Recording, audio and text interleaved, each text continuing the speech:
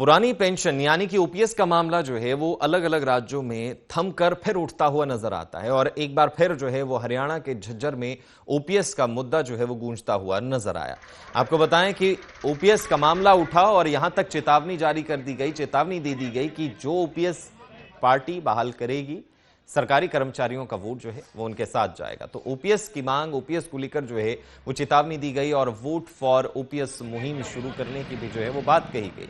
उन्होंने साफ तौर पर यह चेताया कि जो ओपीएस बहाल करेगा उसकी सरकार बनेगी। पुरानी पेंशन बहाली का मामला अब प्रदेश में पूरी तरह से गर्माता हुआ सा नजर आ रहा है। जहां जहां प्रदर्शन किए गए हैं और मांग पूरी करवाने को लेकर जींद में प्रदेश स्तरीय जो है वो रैली में आगे की जो है वो रणनीति बनाए जाने की बात कही गई है।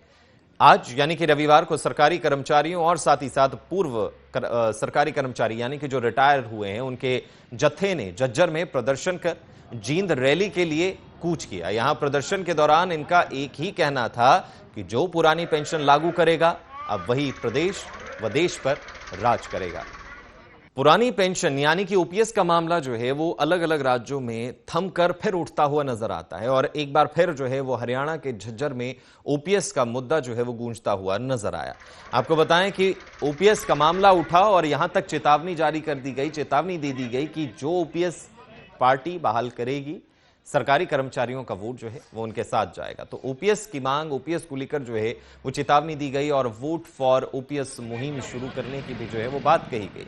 उन्होंने साफ तौर पर यह चेताया कि जो ओपीएस बहाल करेगा उसकी सरकार बनेगी। पुरानी पेंशन बहाली का मामला अब प्रदेश में पूरी तरह से गर्माता हुआ सा नजर आ रहा है। जहां जहां प्रदर्शन किए गए हैं और मांग पूरी करवाने को लेकर जींद में प्रदेश स्तरीय जो है वो रैली में आगे की जो है वो रणनीति बनाए जाने की बात कही गई है।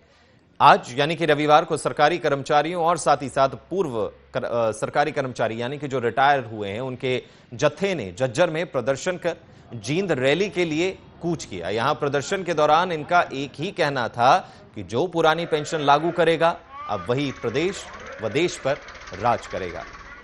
पुरानी पेंशन यानी कि ओपीएस का मामला जो है वो अलग अलग राज्यों में थमकर फिर उठता हुआ नजर आता है और एक बार फिर जो है वो हरियाणा के झज्जर में ओपीएस का मुद्दा जो है वो गूंजता हुआ नजर आया।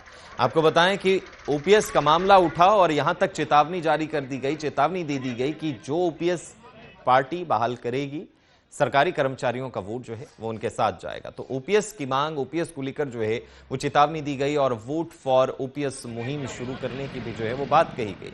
उन्होंने साफ तौर पर यह चेताया कि जो ओपीएस बहाल करेगा उसकी सरकार बनेगी। पुरानी पेंशन बहाली का मामला अब प्रदेश में पूरी तरह से गर्माता हुआ सा नजर आ रहा है। जहां जहां प्रदर्शन किए गए हैं और मांग पूरी करवाने को लेकर जींद में प्रदेश स्तरीय जो है वो रैली में आगे की जो है वो रणनीति बनाए जाने की बात कही गई है। आज यानी कि रविवार को सरकारी कर्मचारियों और साथ ही साथ पूर्व सरकारी कर्मचारी यानी कि जो रिटायर हुए हैं उनके जत्थे ने झज्जर में प्रदर्शन कर जींद रैली के लिए कूच किया। यहां प्रदर्शन के दौरान इनका एक ही कहना था कि जो पुरानी पेंशन लागू करेगा अब वही प्रदेश व देश पर राज करेगा।